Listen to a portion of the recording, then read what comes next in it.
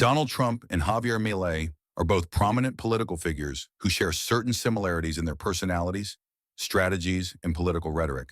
Let's see some of them. First one is populist appeal, outsiders to traditional politics. Both Trump and Milei have positioned themselves as outsiders who challenge the political establishment.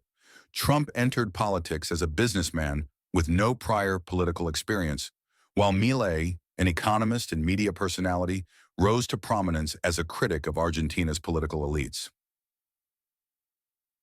Direct connection with voters. Their communication style resonates with voters who feel alienated by traditional political systems. Both use language that is straightforward and often provocative, making them relatable to their bases.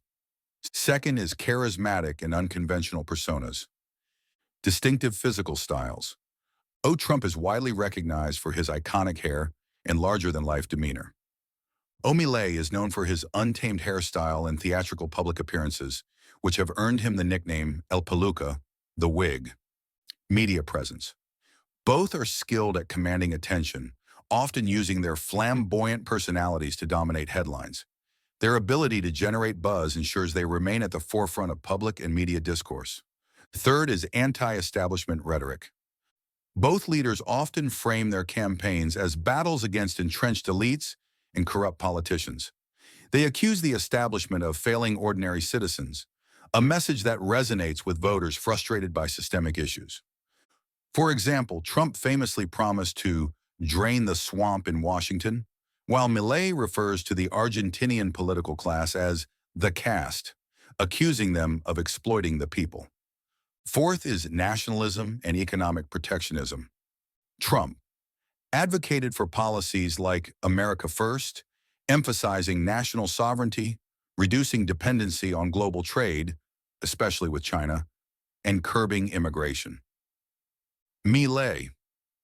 While he champions libertarian economics, he also adopts a nationalist stance, calling for a smaller state and deregulation, but focusing on Argentina's sovereignty in his criticisms of foreign influence in international financial organizations. Fifth is media and controversy. Both leaders thrive on controversy, often using polarizing statements to galvanize their supporters and dominate news cycles. Their blunt and unfiltered comments draw criticism from opponents while endearing them to their base for being authentic and anti-PC. They are masters of social media, using platforms like Twitter, now X, to bypass traditional media channels and communicate directly with their followers. Sixth is provocative communication style. Trump and Milei share a no-holds-barred approach to public speaking. They use bold, often incendiary language to make their points and energize their audiences. For example, Trump's speeches frequently include phrases like fake news and witch hunt to attack the media and his critics. Milei uses terms like parasites and thieves to describe Argentina's political establishment. Seventh is polarizing figures. Both figures are deeply polarizing, with a devoted base of supporters who view them as saviors of their nations, and a large group of detractors who consider their policies and rhetoric dangerous. Their polarizing nature stems from their willingness to break traditional norms, challenge institutional authority, and advocate for radical changes. Eighth is policy similarities. Economic ideology. Trump pushed for tax cuts, deregulation, and policies aimed at boosting business and industry in the U.S. Milei promotes extreme libertarian economic policies, such as abolishing Argentina's central bank and adopting the U.S. dollar as Argentina's currency. Immigration stances.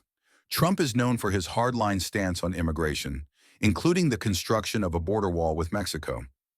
While Milei's focus isn't as explicitly on immigration, he adopts a similar anti-globalist tone in his critiques of international policies. Ninth is cult of personality. Both leaders have built movements centered around their personalities rather than traditional political ideologies or party structures. Their supporters often view them as the only individuals capable of saving their nations from decline. 10th is religious and cultural themes.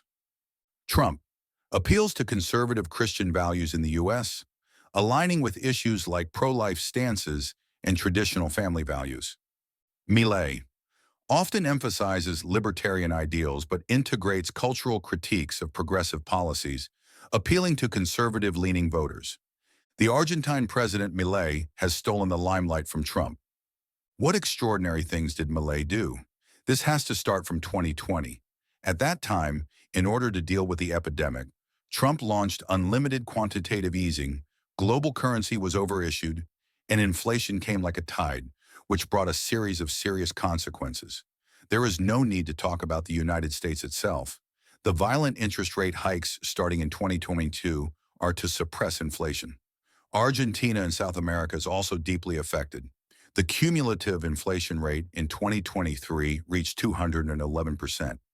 In the first 10 months of this year, the inflation rate is still above 100%.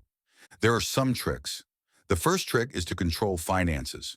Argentina used to borrow a lot of debts and was an internationally well-known deadbeat. On the surface, it borrowed so much money to maintain a big government, and the state took care of everything. But in fact, the country was still in a mess. The people of the fourth level live in poverty, so where did the money go? It was mainly divided up by a large number of privileged classes. These people parasitize in various departments, resulting in high government spending and extremely low efficiency. If there is not enough money, they will borrow from the national credit. The first thing that Milei did after he came to power was to lay off government employees. With one cut, the number of government departments was reduced from 18 to 9, and the number of secretariats was reduced from 106 to 54, with more than 50,000 people losing their jobs. Layoffs alone are not enough. Milei also canceled subsidies for civil servants and streamlined the approval procedures for public affairs. In order to reduce government spending, many public projects have been stopped. Roads were not repaired halfway through, and bridges were not built just after the design drawings were released. The national cause was completely handed over to the market to operate.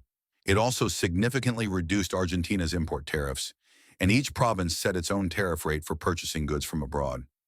It can be said that Argentina has also introduced Indian medicines, which will hit the local medicine prices to 1/10 of the original price.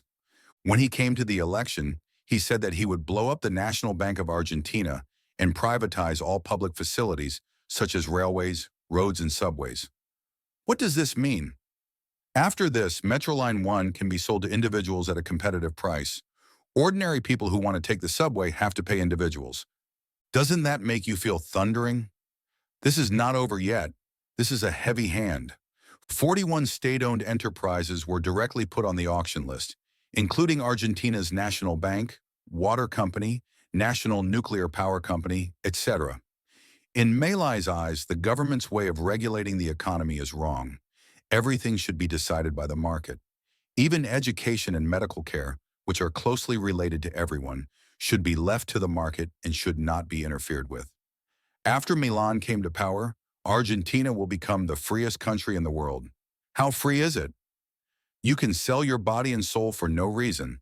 As long as it is natural, there is no problem. Trump and Milan, two internet celebrity presidents in the south and north of the American continent, are 3 points similar and 5 points similar. They both like to use strong medicine and talk about the road when governing the country. Milan is even crazier than Trump. So many people are waiting to see his joke, but in the end, after only 1 year in office, he has reduced Argentina's inflation rate to the lowest in 3 years, far exceeding expectations. Will Argentina get better? We don't know. After watching this video, don't forget to give it thumbs up and subscribe to our channel. Hit the bell icon to get notified whenever we post new content. Your support means a lot and helps our team create more videos like this. Thanks for watching.